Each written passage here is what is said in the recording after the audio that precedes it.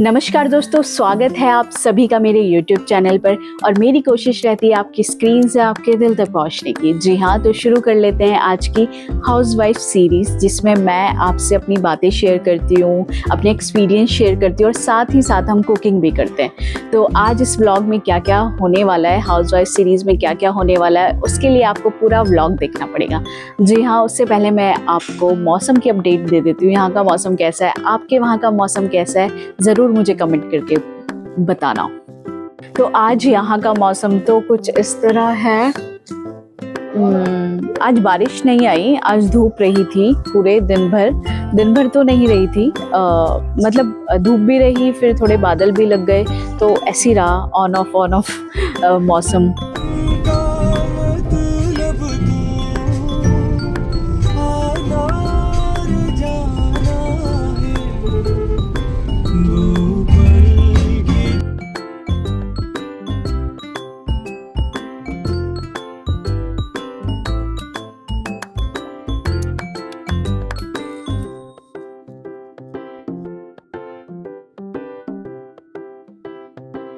आज हमारे घर में एक न्यू मेंबर आया है, जिसके बारे में मैं आपको बताना चाह रही थी। तो ये है न्यू मेंबर, ये बाइक आई है और इसकी खुशी में आज मैं सूजी का हलवा बनाने वाली हूँ, वो आपको ज़रूर दिखाऊंगी।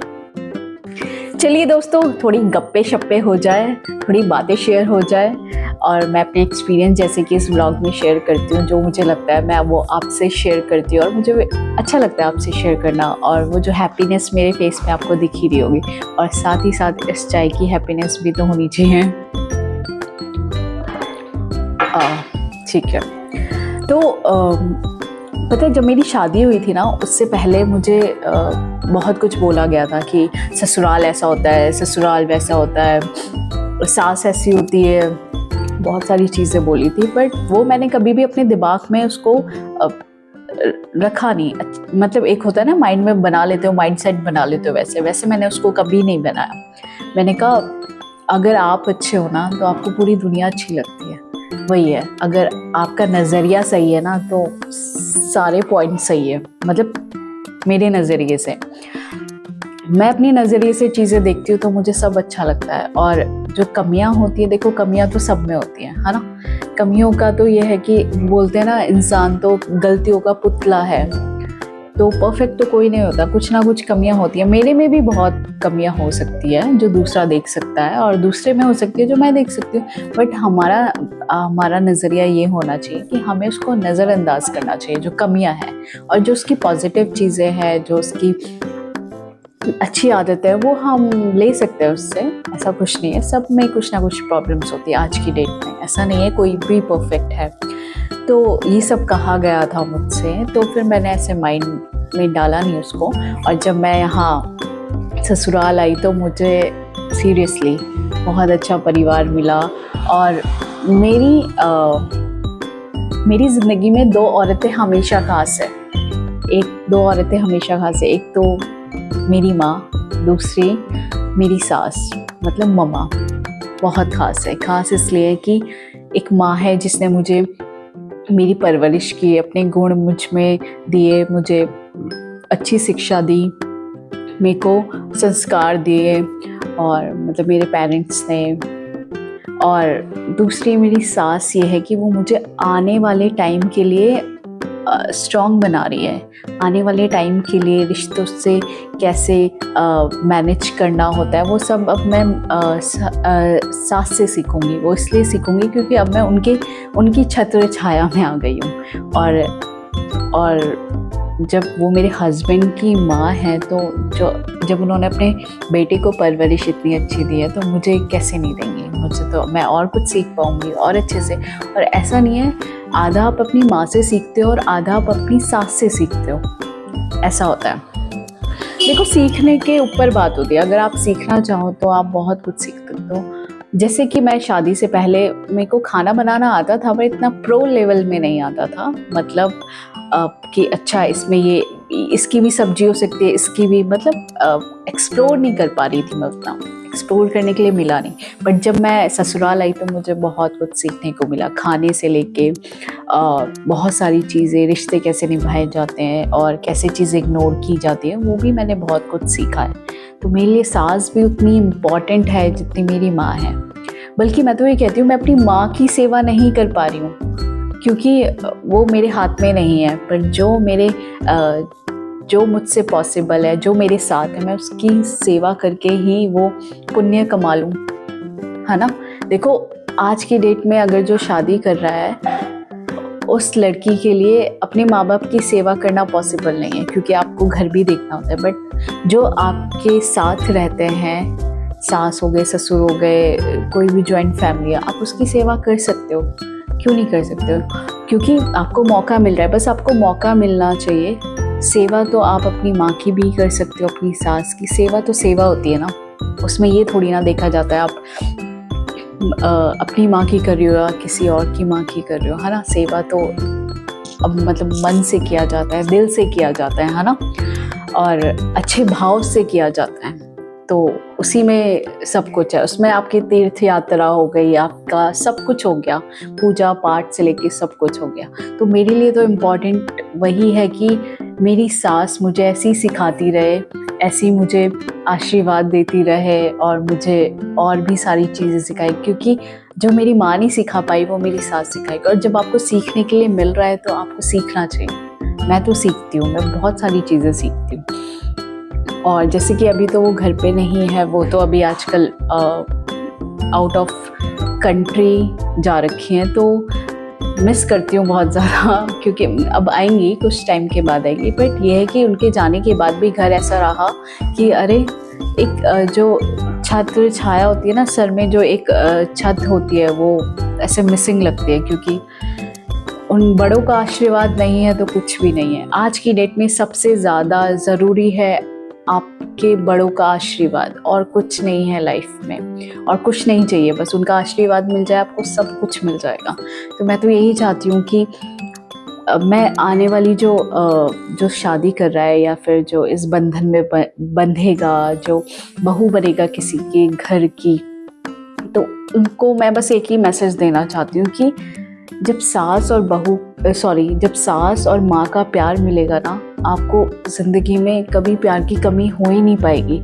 इसलिए जितनी इम्पॉर्टेंट माँ है उतनी इम्पॉर्टेंट आपकी सास भी होनी चाहिए। हाँ, थोड़े बहुत मिसअंडरस्टैंडिंग्स होती है, कुछ जनरेशन गैप का भी गैप आ जाता है, क्योंकि वो अपने टाइम, उनका जो टाइम था वो अलग था, हमारा जो टाइम है वो थोड़ा अलग है। तो उसमें मुझे लगता है कि उनको समझाने से अच्छा है, क्योंकि वो तो अभी अपना दौर जी चुकी है, तो वो अभी तक चेंज नहीं हुई, तो वो आगे कैसे चेंज हो सकती है, उनके लिए थोड़ा मुश्किल हो जाएगा। पर हम चेंज हो सकते हैं, हमारे लिए थोड़ा इजी हो जाएगा, क्योंकि हमारी अपनी इतनी एज नहीं हुई है, तो हम सीख सकते हैं।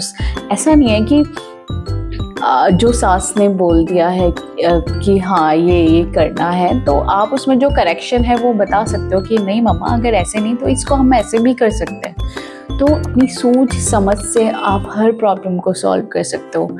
लड़ाई करना बहुत ही ईजी है आज की डेट में, पर आज की डेट में सबसे ज़्यादा मुश्किल होता है प्यार से रहना, और पेशेंस जो होते हैं ना, सब्र, सबसे बड़ा हथियार आपके पास होना चाहिए सब्र का।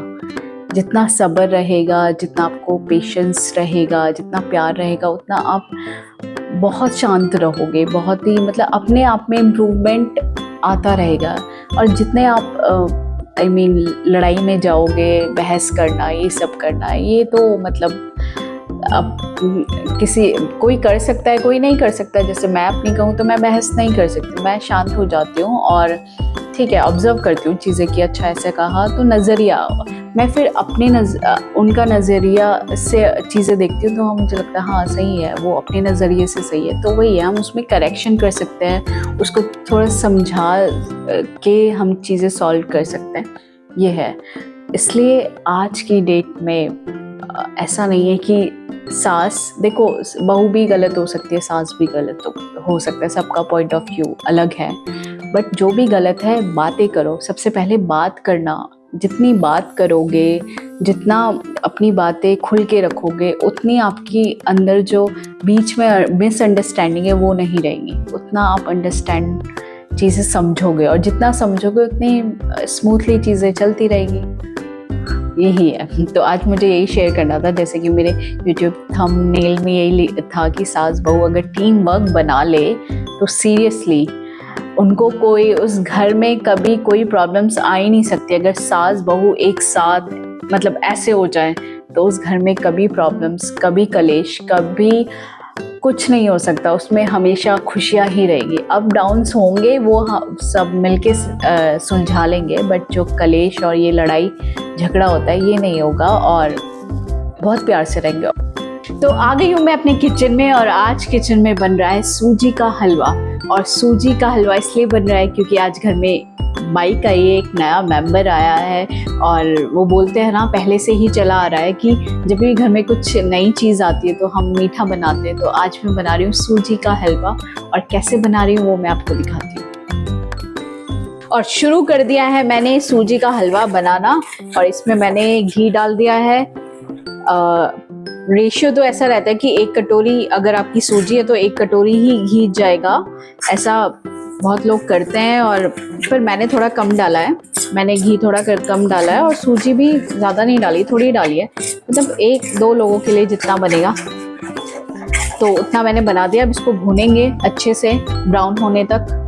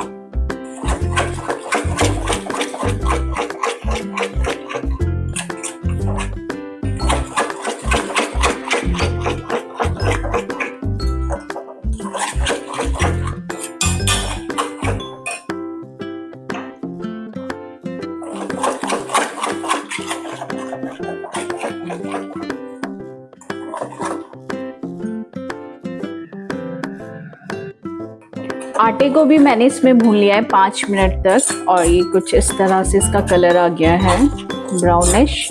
अब इसमें हम डालेंगे गरम पानी जो मैंने गैस पे कर लिया है और अब हम इसमें धीरे से गरम पानी डालते रहेंगे, इसको घुमाते भी रहेंगे जिससे इसका टेक्सचर बैलेंस होता रहे। जब भी आप गरम चीज़ में पानी, सूजी के हलवे में इस टाइम पे पानी डालते हैं तो ध्यान से डालें, छींटे बहुत इधर उधर आ जाते हैं। परसों मेरे यहाँ पर गाल पे छींटा पड़ गया, वो अभी तक उसका निशान है। तो अब इसको हमने अच्छे से भून लेना है। इसमें पानी देख लेना है इसमें कितना जाना है। सूजी में तो डबल पानी जाता है ना, जितना आपने डाला उससे डबल पानी जाएगा। तो ये डाल दिया मैंने इसमें। 1 कटोरी रेशियो के हिसाब से अगर बात करें तो मैंने 1 कटोरी, आधी से भी आधी कटोरी मैंने डाला था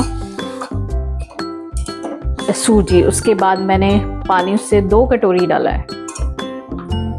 तो अब ये इस टेक्सचर में आ जाएगा। पानी डालने के बाद इसको कुछ इस फॉर्म में लेके आना है और उसके बाद आपने लास्ट में चीनी डालनी है। मैं तो लास्ट में डालती हूँ, आप चाहे तो पहले भी डाल सकते हैं। जब पानी के साथ आप उस चीनी को घोल सकते हैं, जब आप वो पानी गर्म करेंगे उसी में चीनी भी डाल सकते हैं, पर मैं अलग से डालती हूँ। जब सब कुछ हो जाता है तो लास्ट में डालती हूँ चीनी, उससे अलग ही कलर आ जाता है, ये देखिए। और ये खाने में इतना, मतलब जब हम आटा डाल देते हैं उसके बाद जब ये हम खाते हैं इस हलवे को, तो जैसे वो गुरुद्वारे में आता है ना काढ़ा प्रसाद, सेम वैसे ही होता है। देखो अभी भी वैसे ही है। अब इसमें थोड़ा सा ये घी छोड़ देगा, जितना भी इसमें घी है, उसके बाद ये परफेक्टली बन चुका है। ये देखिए इसका टेक्सचर देखिए, ऐसे ही होगा। और ये अब बन चुका है और अब ये खाने में तो खुशबू तो आ गई है।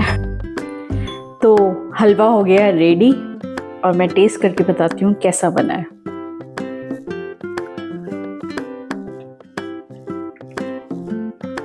बिल्कुल वो याद ताज़ा होगी जब हम गुरुद्वारे जाते हैं और वो हमें हाथ में प्रसाद देते हैं और हम खा लेते हैं। उसके बाद भी वो घी या जो भी घी होता है वो हाथ में रह जाता है, उसकी खुशबू, सबसे ज़्यादा तो उसकी खुशबू आती है। तो ये ऐसे इस तरह से ट्राई करेंगे सूजी का हलवा तो बहुत टेस्टी बनेगा। वैसे भी बनता है बट गेहूं का आटा डालेंगे तो और अच्छे से फ्लेवर आ जाएगा। बाकी चलिए, मैंने पूजा कर ली है, भगवान को चढ़ा दिया है। अब आपसे कल मिलती हूँ एक कुछ नई बातों के साथ, और हाउसवाइफ सीरीज जैसे हमारी चल रही है उसमें जो भी मुझे लगेगा आपसे शेयर करना है आपसे ज़रूर करूँगी। तब तक के लिए बाय, गुड नाइट, ख्याल रखिए अपना।